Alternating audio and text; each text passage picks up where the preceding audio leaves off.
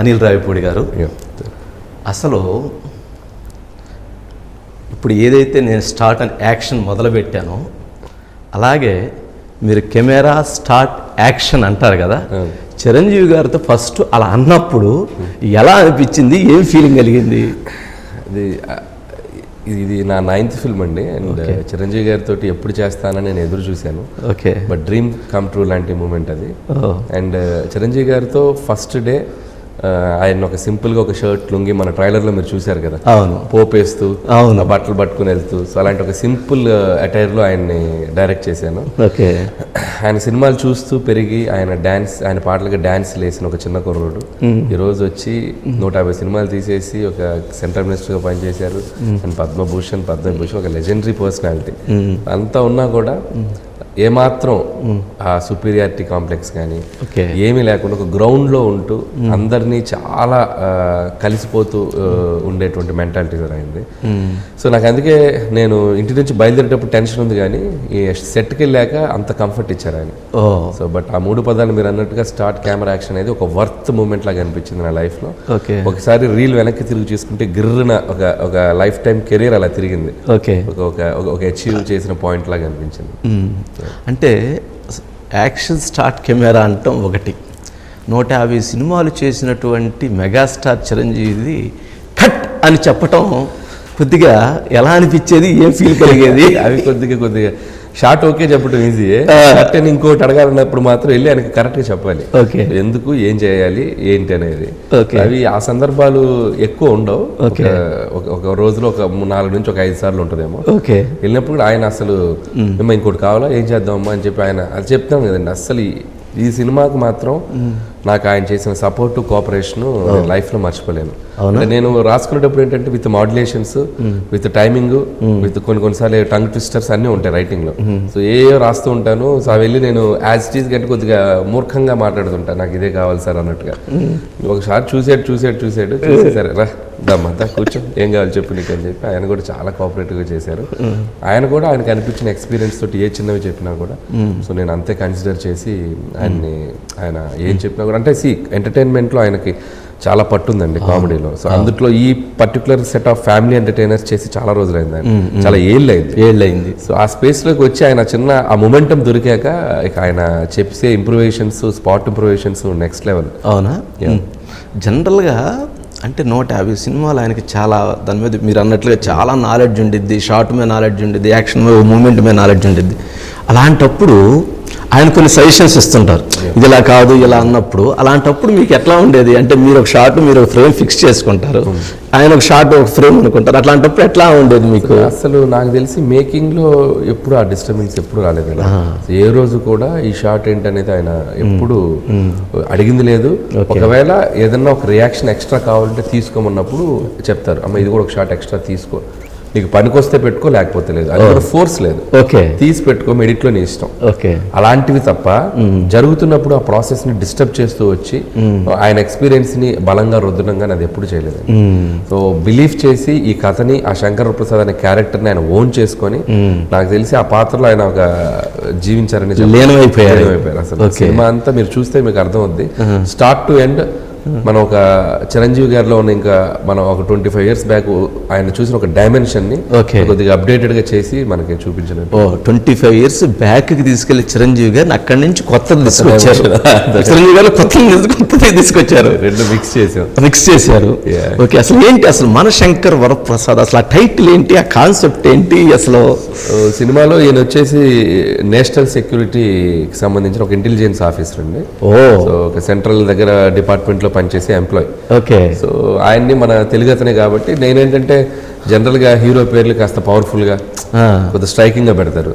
నేనేంటంటే అసలు first hero క్యారెక్టర్ని చాలా సింప్లిఫై చేద్దాం, చాలా గ్రౌండెడ్గా పెడదాం అని చెప్పి ఆయన ఒరిజినల్ పేరే పెడదాం అని చెప్పి ఆ శంకర్ వరప్రసాద్ అని పెట్టాం.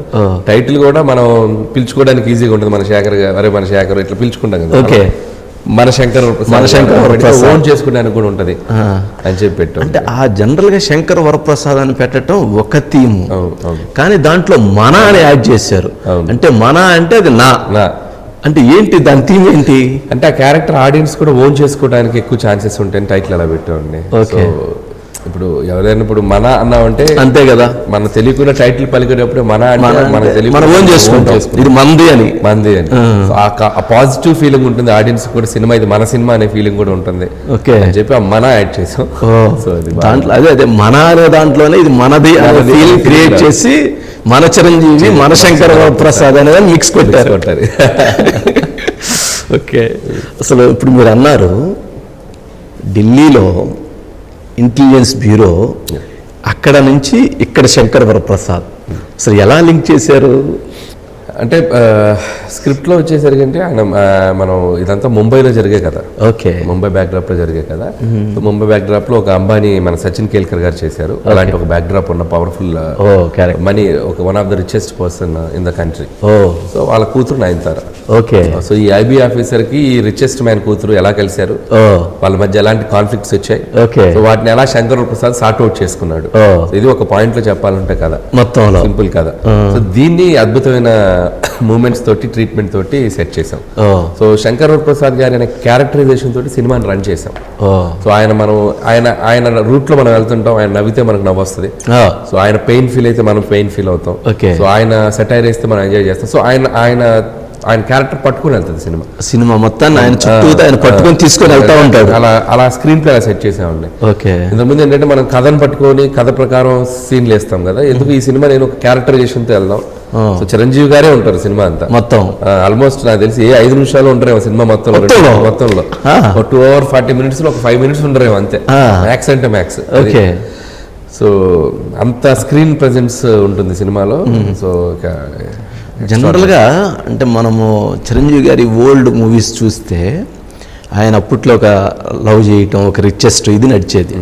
కానీ మీరు అన్నట్టు 25 years బ్యాక్కి తీసుకెళ్ళి ఒక రిచెస్ట్ పర్సన్ డాటర్ నయనతార అయితే, ఒక ఐబీ ఆఫీసరు, ఒక లవ్, ఒక మ్యారేజ్ లేదా కాన్ఫ్లిక్ట్, మళ్ళీ తర్వాత దీన్ని తీసుకొని రావటం, అంటే ఏ థీమ్ తీసుకున్నారు దాంట్లో, అంటే పబ్లిక్కి దాంట్లో ఏం మెసేజ్ ఇచ్చారు? అంటే దీంట్లో యాక్చువల్గా హ్యూమన్ రిలేషన్స్ ఎక్కువ బిలీవ్ చేస్తారండి. నేను చేసిన సినిమాలన్నీ కూడా F2 తీసుకున్నా, సంక్రాంతికి వస్తున్నా తీసుకున్నా, ఈవెన్ సరిలేరులో తీసుకున్నా, భగవంత్ కేసరిలో తీసుకున్నా, ఎక్కడో మానవీయ సంబంధాలు అనేవి సినిమాలో ఒక అండర్లైన్గా ఉంటుంది. మీరు భగవంత్ కేసరిలో చూస్తే బనవ బేటీ కుషర్ అని ఒక అద్భుతమైన మెసేజ్ చెప్పాము. సరిలేరులో చూస్తే ఆర్మీ అనే దాని ఇంపార్టెన్స్ చెప్పాము. F2లో ఒక వైఫ్ అండ్ హస్బెండ్ మధ్య ఎలాంటి ఒక రిలేషన్ అలా చేసుకోవాలని చెప్పి, సంక్రాంతికి వస్తున్నాం వచ్చేసరికి ఒక గురువు గారికి సంబంధించిన ఒక అద్భుతమైన మెసేజ్ ఇచ్చాం. సో ఎక్కడో చోట చేసే కథలో ఎంత ఫన్ ఉన్నా, ఎంత ఎంటర్టైన్మెంట్ ఉన్నా, ఒక ఆడియన్స్ వాళ్ళ ఇంటికి తీసుకెళ్లేటప్పుడు కొన్ని సినిమాలో కొన్ని ఎలిమెంట్స్ ఇంటికి వెళ్ళి డిస్కస్ చేయాలి. పలానా సీన్ లో ఆ డైలాగులు చాలా బాగున్నాయి కదా, అది కరెక్టే కదా, ఇలా చేస్తే బాగుంటది కదా అని చెప్పి జెన్యున్ గా వాళ్ళ లైఫ్ లో ఉన్న ఒక ఇన్సిడెంట్స్ నో, వాళ్ళు చూసిన ఇన్సిడెంట్స్ నో వాళ్ళు కనెక్ట్ అవ్వగలిగితే సినిమా అనేది ఎక్కువ కాలం వాళ్ళ మైండ్ లో ఉంటుంది. అది బిలీవ్ చేస్తాను. అందుకే రైటింగ్ లో ఎప్పుడు ఆ కేర్ తీసుకుంటారు. సో అలాంటి మూమెంట్స్ ఈ సినిమాలో చాలా ఉన్నాయి. సో ఒక అత్త కోడళ్ళ మధ్య జరిగే ఒక కాన్వర్జేషన్ ఈ సినిమాలో ఒకటి చాలా బ్యూటిఫుల్ గా డిజైన్ చేసాం. అది చాలా మందికి ఇంటికి తీసుకెళ్లే ఒక ఎలిమెంట్ అవుతుంది. అత్త కోడళ్ళ మధ్య ఉండే బంధం, అంటే వాళ్ళిద్దరి మధ్య కాన్వర్జేషన్. సో ఒక రిఫ్ట్ ఉన్న అత్త కోడళ్ళ మధ్య ఉండే ఒక కాన్వర్జేషన్ చాలా కొత్తగా డీల్ చేసాం. సో దాంట్లో మాట్లాడిన డిస్కస్ చేసిన కొన్ని పాయింట్స్ కూడా చాలా కరెక్టే కదా, అవును కదా అని ఒక ఫీలింగ్ క్రియేట్ చేస్తాం. అలాంటి moments at the same time Chiranjeevi గారికి సంబంధించిన క్యారెక్టర్స్లో వచ్చే ఒక అద్భుతమైన ఎంటర్టైన్మెంట్. సో అలాగే ఒక లేడీస్ అందరితో కలిపి ఒక కరెంట్ ట్రెండ్ లో జరుగుతున్నటువంటి కొన్ని చిన్న చిన్న వాటి మీద చిన్న సెటైర్స్ కూడా వేసాం. డ్రెస్సింగ్ కాదు, జనరల్ గా వస్తున్న చేంజెస్ దాని మీద అది వాళ్ళు కూడా యాక్సెప్టబుల్ గానే నాట్ లైక్ ఏదో క్రిటిసైజ్ చేసినట్టు. సో అలాంటిది ఒక ఎలిమెంట్స్ ఉన్నాయి. సో అంటే ఫన్ వేలో సో కాబట్టి ఆ ఫ్యామిలీ ఆడియన్స్ కి కావాల్సినటువంటి మజా అంతా సినిమాలో ఉంది. At the same time Chiranjeevi గారిని అభిమానించే ఒక మాస్ సంబంధించిన ఎలిమెంట్స్ కూడా త్రూ అవుట్ సినిమాలో ఉంటాయి.